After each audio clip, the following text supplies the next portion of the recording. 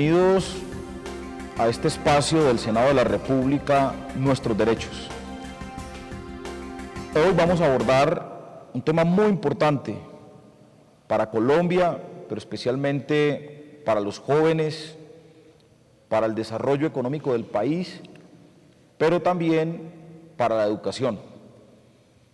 Hoy invitamos a líderes estudiantiles que hoy están adelantando justamente una jornada de movilización, una jornada de reivindicación, pero también están adelantando una propuesta hacia el Gobierno Nacional, hacia el Congreso, para que exista una ley de educación superior que permita no solo el fortalecimiento de la educación superior pública en Colombia, sino que permita también que la calidad en la educación superior en nuestro país conduzca no solamente a mejorar las condiciones sociales, económicas, sino el fortalecimiento profesional e intelectual de nuestros jóvenes y de los colombianos. Estamos hablando de una discusión nacional muy importante, y es si se privatiza en Colombia la educación superior o no. Si acabamos con la educación pública superior como un derecho fundamental que ha sido protegida por nuestra Constitución política en el artículo 67, donde establece que la educación es un derecho y un servicio público. Este es un debate que lo hemos tenido a través de los años, porque justamente en el gobierno de César Gaviria se intentó dar el primer salto hacia la privatización de la educación superior pública en Colombia. Posteriormente, el gobierno del presidente Pastrana, en su modelo económico, intentó también privatizar la educación pública superior en el país, y los estudiantes en ese momento salieron a defender la educación superior y lograron detener al gobierno de Pastrana. El presidente Álvaro Uribe Vélez intentó también, en su proyecto de revolución educativa, derrumbar el mandato constitucional que establece que la educación pública superior se debe garantizar a todos los colombianos, y estamos ahora frente al gobierno del presidente Juan Manuel Santos, que insiste con un proyecto de reforma a la Ley 30, que es la Ley de Educación Superior, en privatizar la educación y en desmontar, diríamos nosotros, un eje fundamental del Estado colombiano. Así como la educación superior, ya han sido víctimas de este feroz modelo de privatización, de este modelo de destrucción de lo público, la salud. Hoy vemos cómo en Colombia la salud en manos de particulares, en manos del sector privado, están generando más de 10.000 muertes al año en Colombia. Y la salud es un derecho fundamental de los colombianos y debe ser prestada por el Estado. Ahí está el mejor ejemplo de cómo estos servicios públicos no deben de estar en manos de privados. Lo mismo ocurrió con los servicios públicos domiciliarios, las telecomunicaciones en manos de particulares, la energía en manos de particulares y el agua en manos de particulares. Un modelo, diríamos nosotros, al servicio de los grandes negocios y no al servicio de la ciudadanía. Por fortuna, en esta discusión nacional, en donde se plantea la privatización de la educación pública superior en el país, nos encontramos frente a un movimiento estudiantil organizado, un movimiento estudiantil vigoroso, un movimiento estudiantil propositivo y un movimiento estudiantil que ha logrado salirle al paso a este tipo de propuestas y a este tipo de decisiones que el presidente Juan Manuel Santos a toda costa quiere adelantar. El día de hoy nos acompañan líderes estudiantiles de toda Colombia, nos acompañan el representante del Frente Estudiantil Universitario, está Jairo con nosotros, igualmente de la UCEG, Sergio, quien también es un dirigente estudiantil a nivel nacional, y Boris, que representa también un sector identidad estudiantil. Estos tres sectores o estas tres organizaciones estudiantiles a nivel nacional conforman su proyecto de unidad en una organización que se denomina el MANE. Estas organizaciones son organizaciones públicas, abiertas, son organizaciones que han discutido con distintos sectores de la sociedad el futuro de la educación pública superior. Hoy los hemos invitado para discutir aspectos trascendentales de la reforma a la Ley 30 y entonces vamos a informarle a los colombianos cuál es la posición de los estudiantes, por qué los estudiantes salen a movilizarse, por qué los estudiantes salen a presentar propuestas, por qué los estudiantes convocan al país para que el pueblo colombiano acompañe esta defensa de la educación pública superior. Sergio, yo quiero preguntarle a usted cómo es la situación hoy desde el punto de vista financiero, desde el punto de vista de la viabilidad económica de la educación superior en Colombia. Bienvenido a este espacio. Muchas gracias, senador. Senador, lo primero que es necesario mencionar es que el debate en términos académicos ya lo ganamos. La comunidad universitaria ganó este debate sobre el tema de financiación y sobre todos los temas que le competen a la ley, y el gobierno apeló a los argumentos de la fuerza trayéndolo al Congreso de la República porque no pudo ganar. ¿Qué podemos decir en términos financieros? Hoy las universidades públicas ponen 1 de cada 2 pesos que requieren para su financiación. Luego, eso ya es de entrada privatización. En segundo lugar, también es necesario hacer una salvedad. Quienes nos oponemos a la nueva Ley de Educación Superior no es que estemos defendiendo la Ley 30, por el contrario, le oponemos a este modelo de educación, algo que hemos denominado el programa mínimo de los estudiantes, en el cual se condensa una propuesta de educación bien diferente a la que propone el gobierno nacional. ¿Cómo están las universidades públicas hoy? Desde 1992 a hoy tienen un déficit causado por la Ley 30 de 700.000 millones de pesos. ¿Qué propone el gobierno nacional? Asignarle de aquí a los próximos 4 años 400.000 millones de pesos, condicionados además al aumento de cobertura. La gente dirá, bueno, 400.000 millones de pesos si están peleando, bueno, 400.000 millones de pesos para 600.000 estudiantes más 120.000 que tendrán que entrar. Para 32 universidades públicas, ¿de verdad eso va a garantizar calidad, va a garantizar la cobertura? El rector Moisés Basserman ha dicho que con los recursos que vienen para la Universidad Nacional no se puede generar un cupo nuevo. Y así como no se puede generar un solo cupo nuevo, tampoco se puede generar una sola universidad nueva. Yo quiero que la gente entienda algo, y es: lo que propone el gobierno para la universidad pública es asignar 500.000 pesos a cada universidad por cada estudiante. 500.000 pesos. ¿Pesos? 500.000 pesos por cada estudiante de aquí a los próximos 4 años. Esos son esos 400.000 millones de pesos divididos en el número de estudiantes. Eso es una 80ª parte de lo que el gobierno destina para el pago de la deuda pública, una 40ª parte de lo que se va en la guerra en este país y una 20ª parte de lo que se pierde por vía de las exenciones tributarias. Luego, lo que queda claro es que acá sí hay plata para la educación, pero las prioridades del gobierno nacional son otras. ¿Qué más se propone? Por ejemplo, porque a este modelo de financiación que propone el gobierno, obviamente también le corresponde un modelo de salarios bien precarios para los profesores. La nueva Ley de Educación Superior señala de manera expresa y literal que a los docentes de hora cátedra se les pagará una 20ª parte de un salario mínimo por hora. Luego, acá no se puede garantizar calidad bajo un esquema de financiación así, eso queda claro, y eso resiste cualquier análisis. Sergio, yo le voy a dar una mala noticia hoy a los estudiantes de la comunidad universitaria. Ayer se aprobó el presupuesto general de la Nación y en el ítem de recursos para la educación superior para el año 2012, solo fueron apropiados o aprobados 70.000 millones de los 500.000 millones que ofreció el gobierno nacional. O sea, desde ya el déficit del que usted habla de los 700.000 millones de la educación pública superior, pues se va a mantener, porque si apenas hay una adicional en el presupuesto de 70.000 millones, pues es muy grave y eso significa pues que se va a mantener una situación muy compleja. Pero mire, el gobierno se ha venido equivocando en este tema, Sergio.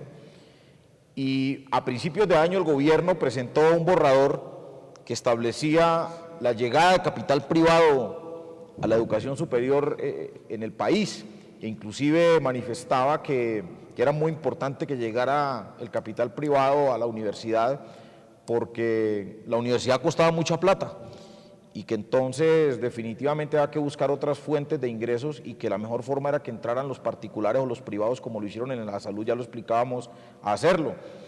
El gobierno, entre comillas, le manifiesta al país que ya saca el carácter de lucro o el tema de la llegada de capital privado. Ustedes han manifestado lo contrario. ¿Qué le podemos decir al país con ese nuevo proyecto de reforma a la Ley 30 que fue radicado la semana pasada? Hombre, que el país y que el gobierno nacional tenga claro, y sobre todo la opinión pública, que tenga claro que esto sí es un proyecto privatizador, pese a todo lo que ha dicho la ministra de Educación.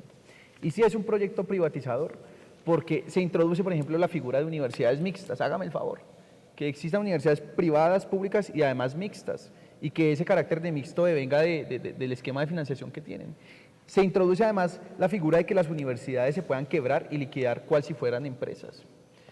Pero además, la desfinanciación ha conducido a que las universidades hoy ya tengan ese carácter mixto. Yo le puedo decir una cosa, mire, la Universidad Nacional de Colombia, que es la pública más fuerte del país, pone 50 de cada 100 pesos que necesita para su financiación.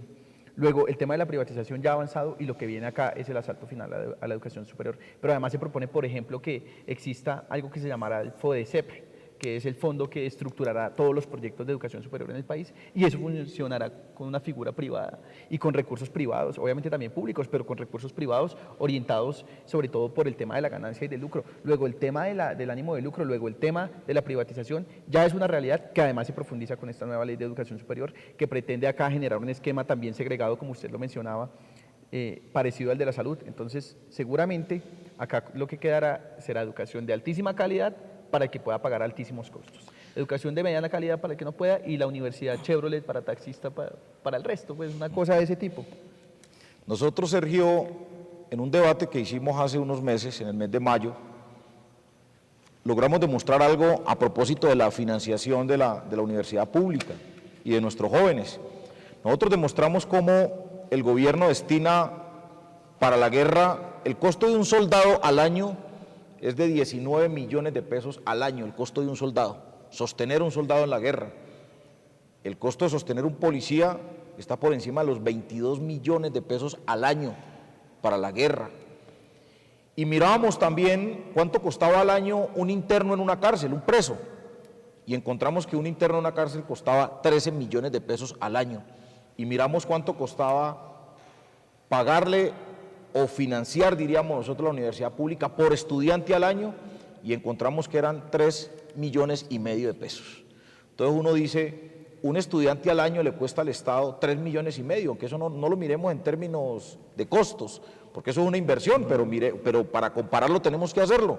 Un soldado 19 millones, un policía 22 millones y un estudiante al año 3,5 millones, y el gobierno prefiere mantener su aparato de guerra, su aparato militar, en contravía inclusive del desarrollo de nuestros jóvenes y en desarrollo, diríamos nosotros, de la formación de los colombianos. ¿A qué se debe, Sergio? Mire, no hay consenso, es lo primero que yo entiendo hoy. Los estudiantes están en contra del nuevo proyecto. Entiendo que los profesores y algunas universidades, rectores de universidades han salido también a protestar contra esto. La ministra insiste de que tiene a todo el sector a su favor y que están pues con ella en este proyecto de reforma. ¿A qué se debe la terquedad del gobierno, Sergio? O sea, el gobierno, ¿por qué insiste en avanzar en un modelo de privatización y un modelo que no le sirve a la educación pública superior en el país? Primero, digamos, por qué insistimos en que la educación debe ser un derecho. Nosotros consideramos que si queremos educación de altísima calidad para todo el mundo, esta educación debe ser financiada por el Estado. No existe otra manera. No existe otra manera en el mundo. Y estos son debates que en el mundo desarrollado se dieron hace un siglo y que en Colombia hasta ahora estamos empezando a dar. Ahora, ¿por qué insiste el gobierno nacional en esto? Queda claro que a cada modelo de país le corresponde un modelo de educación. Y el modelo de desarrollo, el modelo de nación que se está montando en Colombia, que está montando Juan Manuel Santos, es un modelo de cazadores y recolectores, un modelo de desarrollo concentrado en la minería y en la industria, digamos, en la explotación de materias primas con bajo valor agregado. Luego, a ese modelo de educación le corresponde un modelo de país, que es lo que nos están montando. Yo quiero decir una cosa, miren, el Ministerio de Educación sacó este panfleto falaz en todo lo que dice. Entonces dice, por ejemplo, no es privatización, ya demostramos acá que la quiebra de la universidad viene y que detrás de la quiebra viene la universidad mixta, la liquidación como si fueran empresas, y se puede la universidad mixta regir por derecho privado, luego sí es privatización, que no tiene nada que ver con el Tratado de Libre Comercio. Yo le quiero decir a la audiencia pública, a la teleaudiencia, el viceministro de Educación Superior, Javier Botero, y esto lo sabe él, fue el negociador de la educación superior en el Tratado de Libre Comercio con Estados Unidos. Luego, que no nos vengan ya con sus mentiras, que no tiene nada que ver con pérdida de autonomía. La autonomía y la democracia van de la mano, y acá se desconoce que los cuerpos colegiados de las universidades deben tener participación mayoritaria elegida democráticamente de la comunidad universitaria, que no es mercantilización, que no es aumento de costo de matrícula. ¿Cómo no se van a aumentar las matrículas si se desfinancia la universidad? Yo les digo, miren, acá le quedan dos caminos a la universidad pública: o se o se dedica a dictar programas mediocres o se autofinancia. Y la autofinanciación es matrículas altas. Hoy en la Universidad de los Llanos, por ejemplo, la matrícula mínima es de $1.000.000. En la Universidad del Atlántico hace unos años la matrícula aumentó en un 200 y un 300%, la Universidad de Pamplona va por esa vía.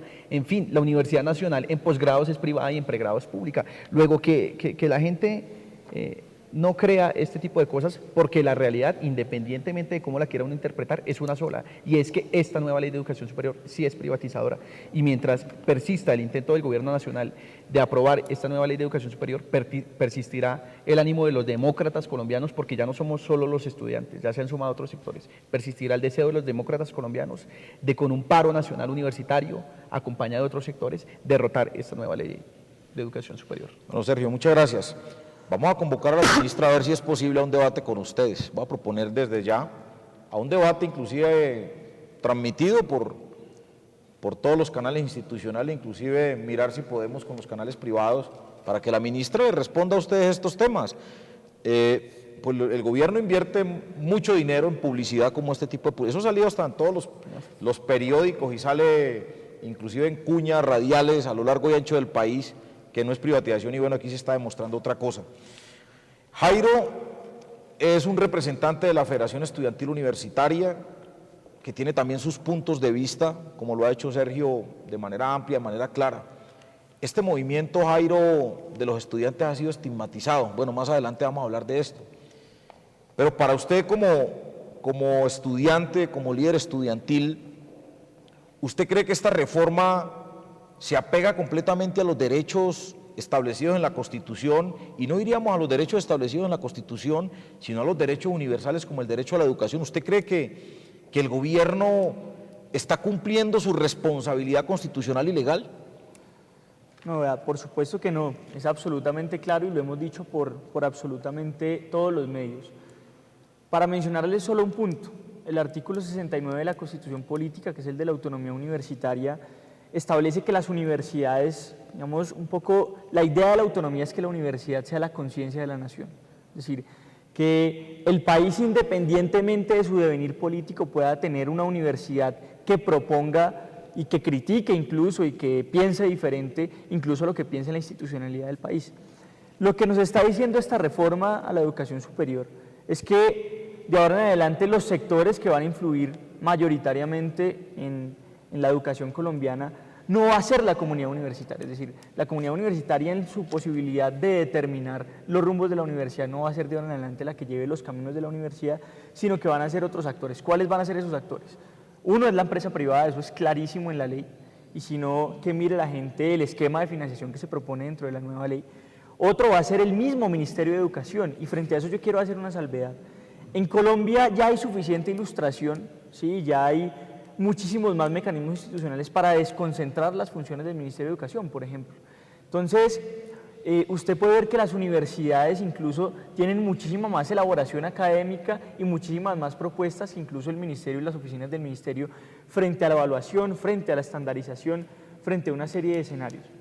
Entonces, al no desconcentrar el Ministerio de Educación, sino por el contrario lo que busca con esta ley, el Ministerio es darse más atribuciones en términos de vigilancia, de control, y eso le quita autonomía a las universidades. ¿Por qué le quita autonomía? Porque cada vez las universidades van a poder, digamos, con menos potestad, gestar su autonomía, es decir, gestar sus propios rumbos y en ese sentido gestar propuestas alternativas para el país. Entonces, ¿qué vamos a tener? Una universidad condicionada por el gobierno nacional, por la empresa privada y no por la posibilidad de pensarse críticamente el país. ¿Cómo se piensa una universidad críticamente el país? A partir de las comunidades académicas. Lo otro que yo quería decir, un poco haciendo claridad, es que la Mesa Amplia Nacional Estudiantil, la MANE, es el espacio donde convergen los estudiantes colombianos de educación superior, todos los estudiantes colombianos, organizados, no organizados, de organizaciones nacionales, regionales y locales. Y en ese sentido tenemos hoy la posibilidad también para demostrar que los estudiantes tenemos una voz, que es un poco lo que se ha querido negar desde hace mucho tiempo.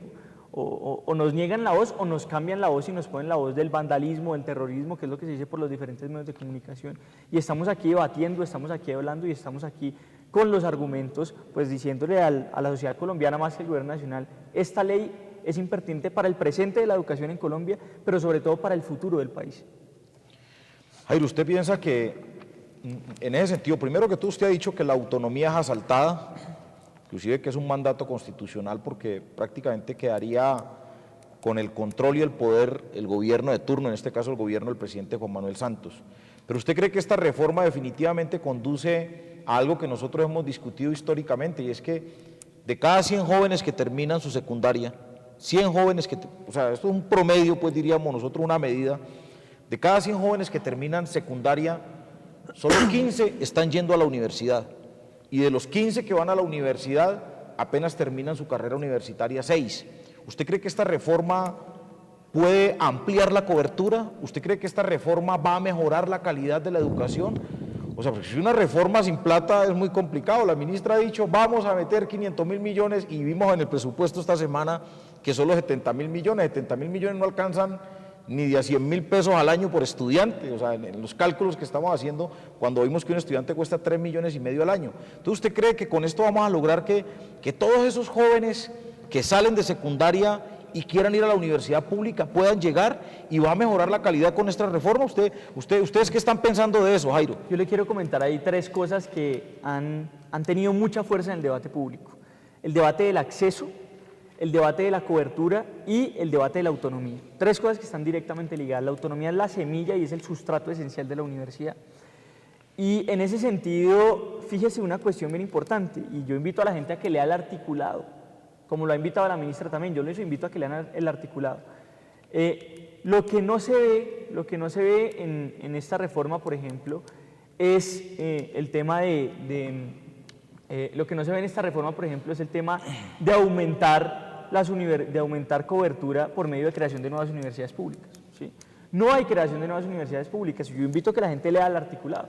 Es decir, la reforma lo que nos está diciendo, por omisión y por acción, porque no lo dice, es: de ahora en adelante la nueva cobertura se va a crear en instituciones privadas.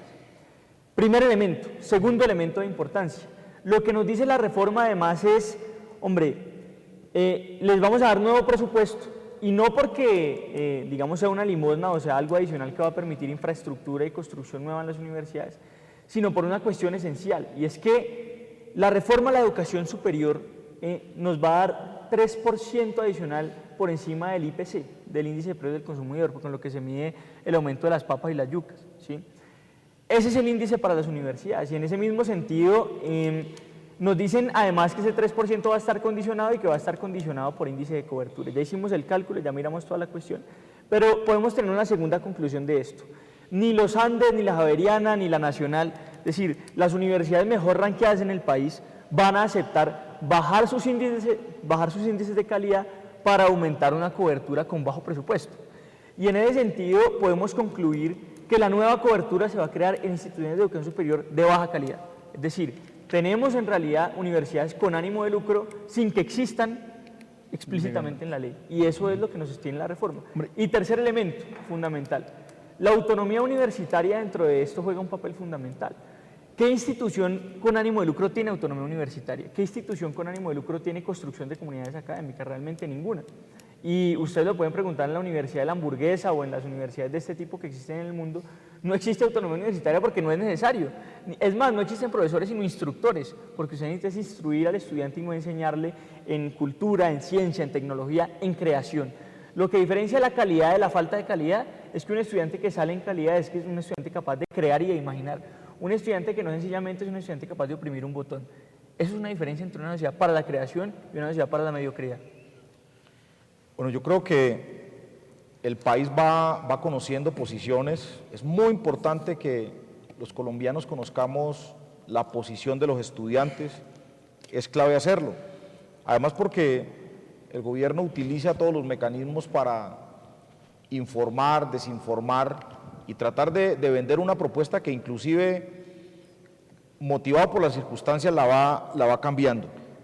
Yo quería agregar una cosa sobre Sergio, el tema de la dinos, cobertura. querías agregar algo sobre el tema de cobertura. Sí. Muy bien. Hombre, ese esquema de financiación basado en la cobertura, y esto es necesario que lo sepa el país, fue el que fracasó en la Universidad de Pamplona, fue el que llevó a la quiebra a la Universidad de Pamplona.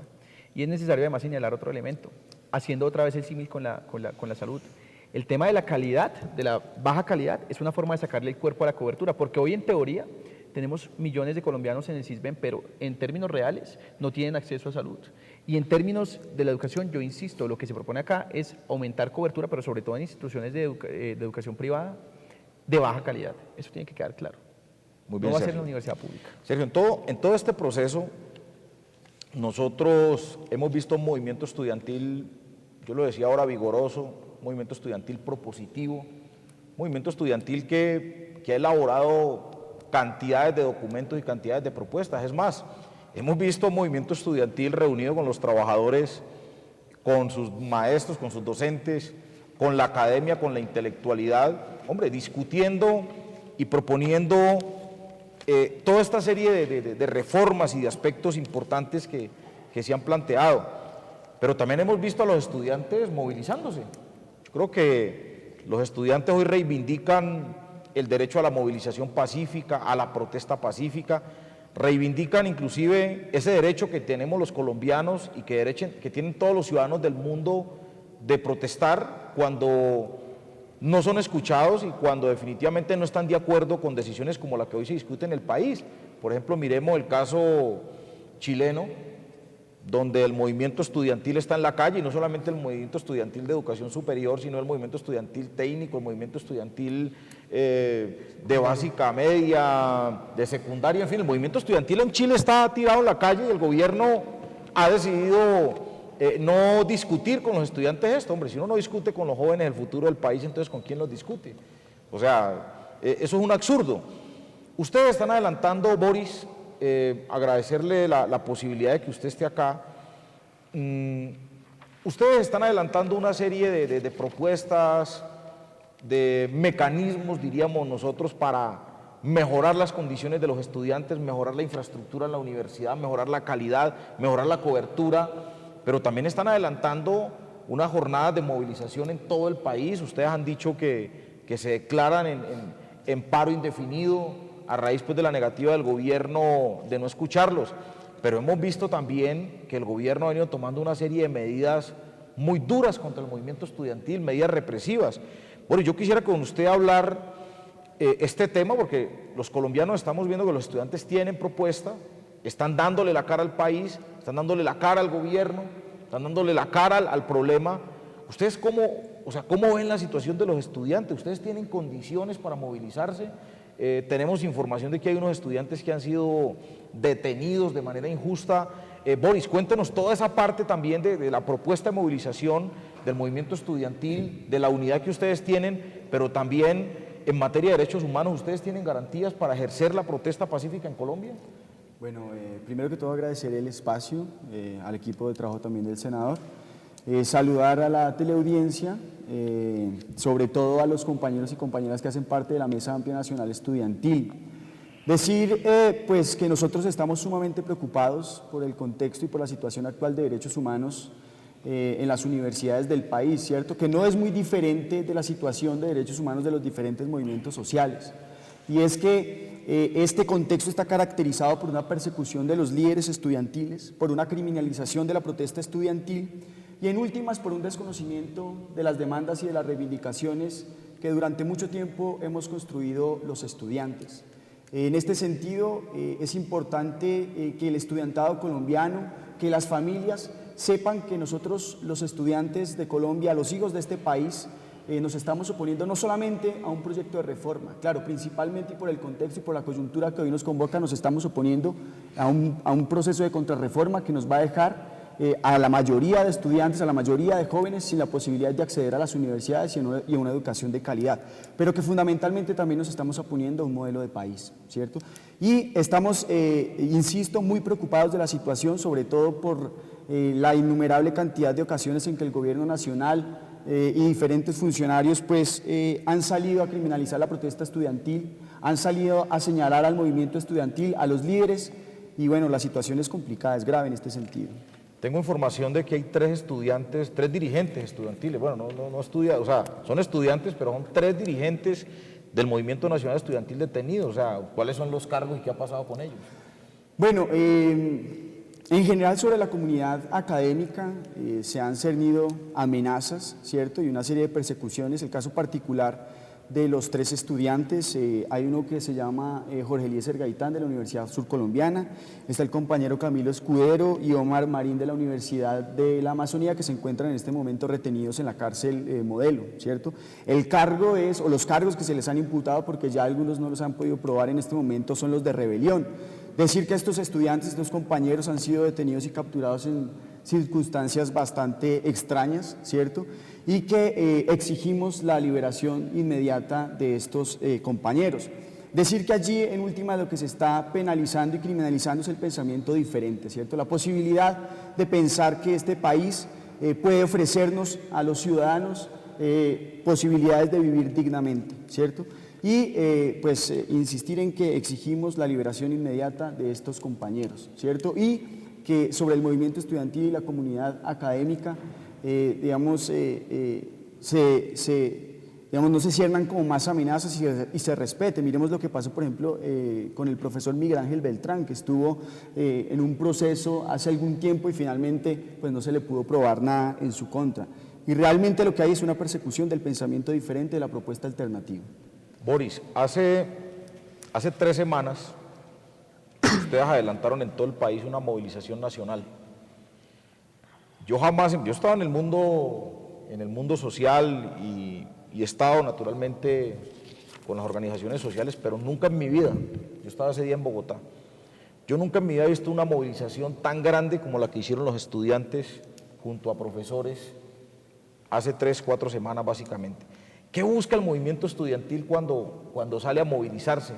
Por ejemplo, tienen convocada esta semana y en todos estos días movilizaciones por toda Colombia. ¿Qué busca el movimiento estudiantil cuando decide salir a las calles a asaltar, cuando deciden salir a gritar, a bailar, cuando deciden salir a expresarse? ¿Qué busca el movimiento estudiantil con esas movilizaciones y con esas marchas pacíficas tan grandes que han venido haciendo en los últimos días? Bueno, pues en primer lugar que se reconozca nuestras demandas, ¿cierto? Que se reconozca, que el país entero entienda que hoy en el país hay una problemática que es necesario que abordemos todos y todas, que todos la discutamos para encontrarle salidas y para encontrarle alternativas. Hoy el problema no es de la protesta social, no es de la protesta estudiantil, hoy el problema es de una reforma que está vulnerando el derecho a la educación de todas y todos los colombianos. Con estas movilizaciones cargadas de diferentes expresiones culturales, académicas y políticas, queremos decirle a Colombia y queremos decirle al gobierno nacional, uno, que no estamos de acuerdo con el proyecto de reforma que está haciendo trámite en este momento en el Congreso. Dos, que exigimos que se abran los escenarios para la construcción democrática de una alternativa de educación para el país. Y tres, que los estudiantes salimos a protestar fundamentalmente porque no encontramos otros escenarios en los cuales nuestras demandas y nuestras propuestas sean escuchadas, y que más que protestar, nosotros los estudiantes también tenemos propuesta. Sobre esa base nosotros, y quería profundizar en una aclaración que hacía mi compañero ahorita, hemos iniciado un proceso organizativo y también político que hemos denominado Mesa Amplia Nacional Estudiantil, en la cual todos los estudiantes colombianos tenemos la posibilidad de participar y construir. Allí hemos definido unos objetivos de la movilización y unos objetivos de este proceso, que es, hundir primero que todo este proceso de contrarreforma. Ya aquí mis compañeros han explicado las razones por las cuales es necesario que este proyecto no pase en el Congreso, no sea aprobado. Estamos exigiendo también desde este escenario organizativo y político la construcción democrática y participativa de una reforma, de una alternativa de educación para el país. Y en últimas, estamos fortaleciendo el movimiento estudiantil. Hay que decir que este movimiento estudiantil, seguramente a diferencia de muchos años, es un movimiento en el que estamos estudiantes de universidades tanto públicas como privadas. También estamos encontrándonos con madres y padres de familia y caminando de la mano en esta lucha con trabajadores y con los profesores. Bueno, Boris, muchas gracias. Hay que decir ahí, Boris, esto, y lo que hemos visto es que no hay consenso.